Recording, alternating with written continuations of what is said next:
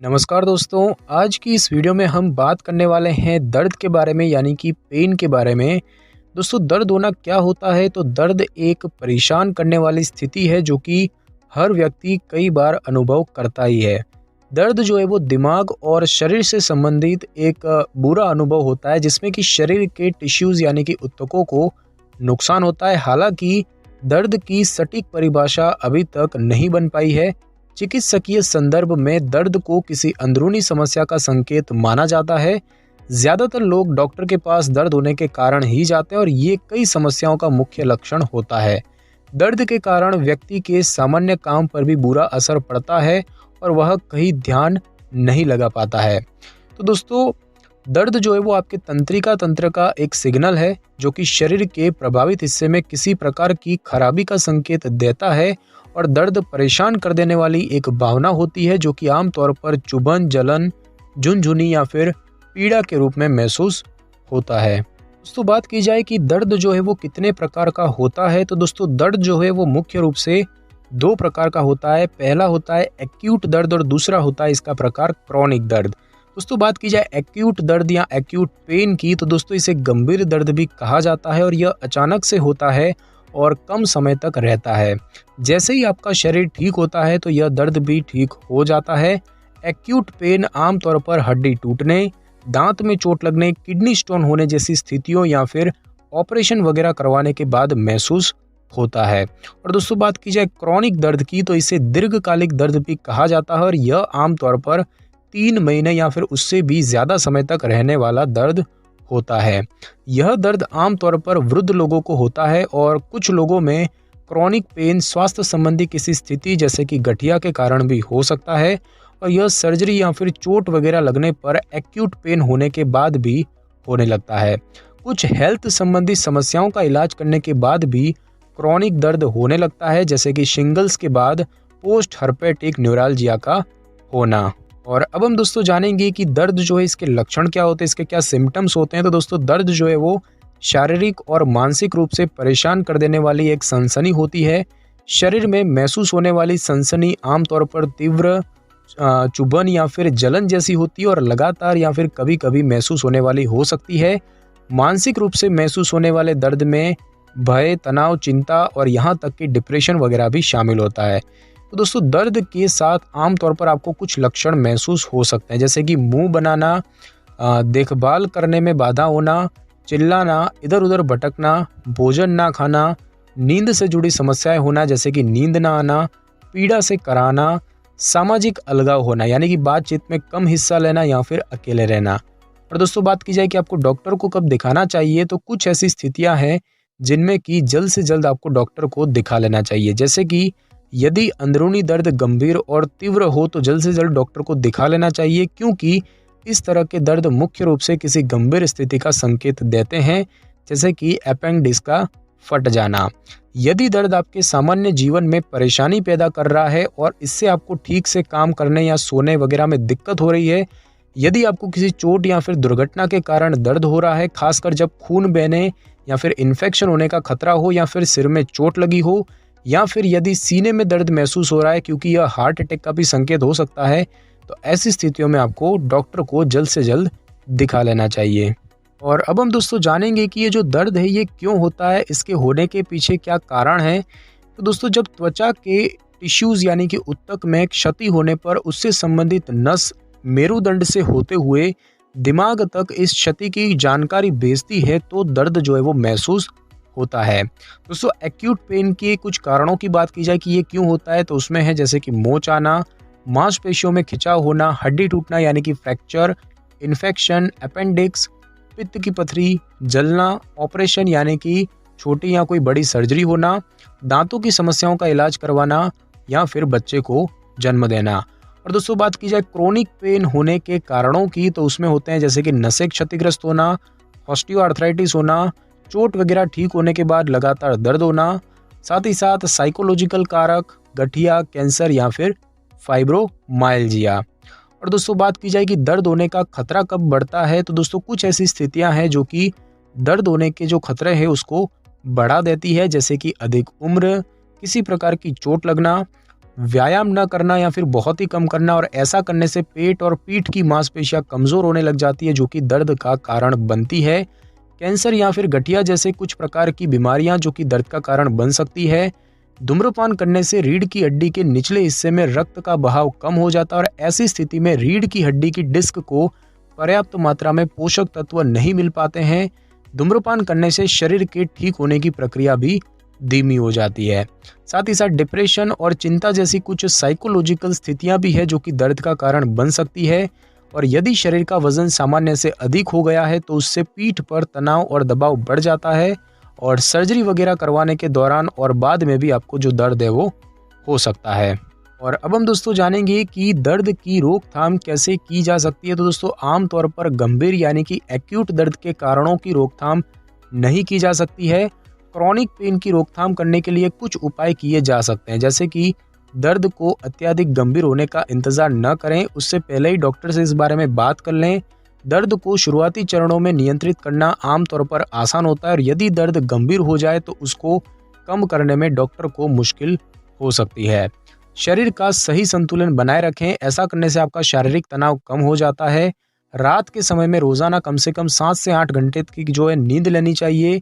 Cigarette और शराब वगैरह नहीं पीने चाहिए और अन्य नशीले पदार्थ भी नहीं लेने चाहिए। धूम्रपान या शराब पीने से शरीर पर काफ़ी गहरा प्रभाव पड़ता है। अपने आप को जितना हो सके स्वस्थ रखें, स्वस्थ आहार खाना चाहिए, शरीर का वजन भी सामान्य बनाए रखना चाहिए और नियमित रूप से एक्सरसाइज करनी चाहिए। ये तीनों चीज़ें करने से आपकी प्रतिरक्षा प्रणाली अच्छे से काम करने लगती है और आपके जोड़ और हड्डियां भी मजबूत रहती है। रोज़ाना लगातार 30 मिनट तेज़ी से चलना भी स्वास्थ्य के लिए काफ़ी लाभदायक हो सकता है। तनाव से बचें क्योंकि यह आपके शरीर के लिए एक प्रकार का जहर होता है जो कि शरीर के कार्यों को बुरी तरह से प्रभावित कर देता है। और अब हम दोस्तों जानेंगे कि ये जो दर्द है इसका निदान कैसे किया जा सकता है। तो दोस्तों दर्द की जांच करने के दौरान डॉक्टर जो है वो सबसे पहले आपका शारीरिक परीक्षण यानी कि फिजिकल एग्जामिनेशन करेंगे और आपके लक्षणों के बारे में कुछ सवाल पूछेंगे। डॉक्टर आपके दर्द के बारे में अच्छे से जानने के लिए आपके कुछ सवाल पूछेंगे, जैसे कि दर्द कब शुरू हुआ है, दर्द किस समय अधिक गंभीर होता है और यह कम हल्का या फिर गंभीर है कि कैसा है। इसके अलावा डॉक्टर जो है वो दर्द की जगह, पीड़ा कहाँ से कहाँ तक महसूस हो रही है और दर्द दिन में किस समय होता है वगैरह सब के बारे में भी पूछ सकते हैं। यदि दर्द मरीज की रोज़ाना की गतिविधियां और उसके मूड पर प्रभाव डाल रहा है तो परीक्षण के दौरान डॉक्टर इस बारे में भी पूछ लेते हैं। यदि आप किसी प्रकार की दवाएं लेते हैं या फिर आपको अन्य किसी स्थिति का पता है जो कि आपके दर्द का कारण बन सकती है तो परीक्षण के दौरान आपको इस बारे में डॉक्टर को बता देना चाहिए। मरीज अपने दर्द के बारे में कैसे वर्णन करता है उसके आधार पर ही उस स्थिति का परीक्षण किया जाता है। दर्द का पता लगाने के लिए कोई विशेष तरीका नहीं होता है और इसीलिए डॉक्टर जो है वो मरीज के दर्द से जुड़ी पिछली स्थिति के बारे में पूछते हैं।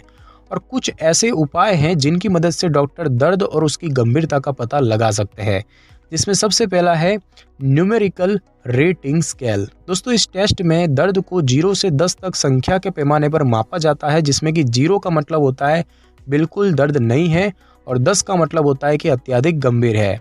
बिगड़ती हुई स्थिति का पता लगाने के लिए या इलाज करने के लिए दर्द की गंभीरता का पता लगाना बहुत ही महत्वपूर्ण होता है। दूसरा है दोस्तों ब्रीफ पेन इन्वेंटरी, जिसे कि बोलते हैं दर्द की संक्षिप्त सूची। दोस्तों यह एक विस्तृत प्रश्नावली होती है और इस टेस्ट की मदद से यह देखा जाता है कि दर्द के कारण मरीज के मूड, गतिविधि, नींद और उसके व्यक्तिगत रिश्तों पर क्या प्रभाव पड़ रहा है। और यह दर्द के समय यानी कि टाइम लाइन को भी दर्शाता है, जिससे कि दर्द के पैटर्न का भी पता लग जाता है। और दोस्तों बात की जाए फेस स्केल की, तो दोस्तों इस टेस्ट में व्यक्ति के चेहरे के भाव से उसके दर्द की जांच की जाती है, जिसमें कि उसके खुश होने से परेशान होने के अनुसार दर्द का पता लगाया जाता है। और इस प्रक्रिया का इस्तेमाल आमतौर पर बच्चों में किया जाता है और इसको जो है ऑटिज्म से ग्रस्त लोगों में भी काफ़ी प्रभावी पाया गया है। और अब हम दोस्तों ये जानेंगे कि दर्द का इलाज कैसे किया जाता है। तो दोस्तों जब अचानक होने वाले दर्द यानी कि एक्यूट पेन के होने का कारण बनी स्थिति का इलाज हो जाता है तो यह दर्द आमतौर पर अपने आप चला जाता है। किसी दुर्घटना या फिर अन्य कोई चोट लगने के बाद जब त्वचा के प्रभावित टिश्यूज ठीक हो जाते हैं तो गंभीर दर्द भी ठीक होने लग जाता है। दोस्तों चोट जो है वो समय के साथ साथ अपने आप भी ठीक हो जाती है और कुछ गंभीर मामलों में उसका इलाज करने के लिए आपको दवाएं और ऑपरेशन वगैरह की आवश्यकता भी पड़ सकती है। एक्यूट दर्द का इलाज उसकी गंभीरता या फिर उसके कारण जो है उसके आधार पर किया जाता है। क्रोनिक या फिर दीर्घकालिक दर्द से निपटना अधिक मुश्किल हो सकता है, खासकर यदि स्थिति के कारण का पता ना हो।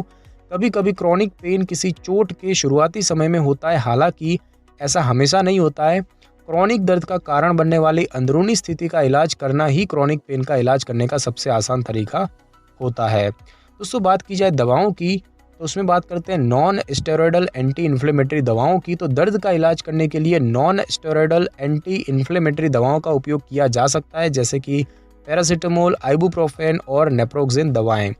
कॉर्टिकोस्टेरॉइड की बात करें तो ये दवाएं प्रतिरक्षा प्रणाली को दबा देती हैं और फिर प्रतिरक्षा प्रणाली की सूजन पैदा करने वाली प्रतिक्रिया को कम कर देती है, और इन दवाओं के सूजन और लालिमा कम करने से दर्द भी कम हो जाता है। दोस्तों बात की जाए ओपियोइड्स की, तो ये जो है दर्द को शांत करने वाली शक्तिशाली दवाएं होती हैं, और ऑपरेशन के बाद होने वाले तीव्र दर्द को शांत करने के लिए ओपियोइड्स दवाएं ली जा सकती है। क्रोनिक दर्द को रोकने के लिए भी आप इन दवाओं को लंबे समय तक ले सकते हैं।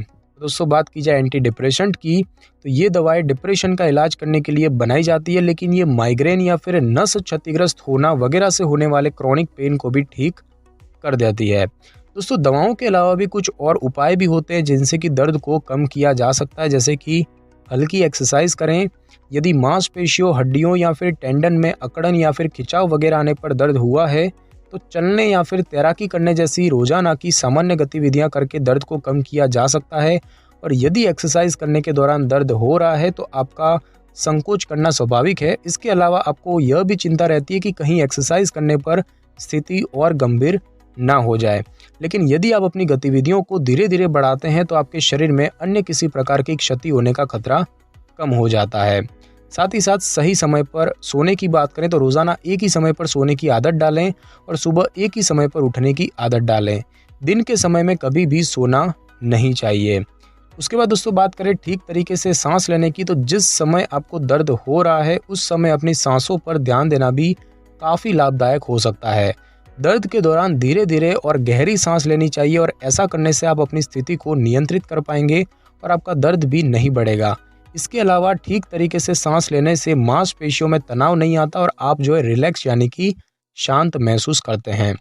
दोस्तों रिलैक्स तकनीक का अभ्यास करने की बात करें तो नियमित रूप से रिलैक्स तकनीक का इस्तेमाल करने से लगातार हो रहे दर्द को कम किया जा सकता है, और ऐसी कई प्रकार की रिलैक्स तकनीक है जो कि ब्रीदिंग एक्सरसाइज या फिर दवाओं से अलग होती है।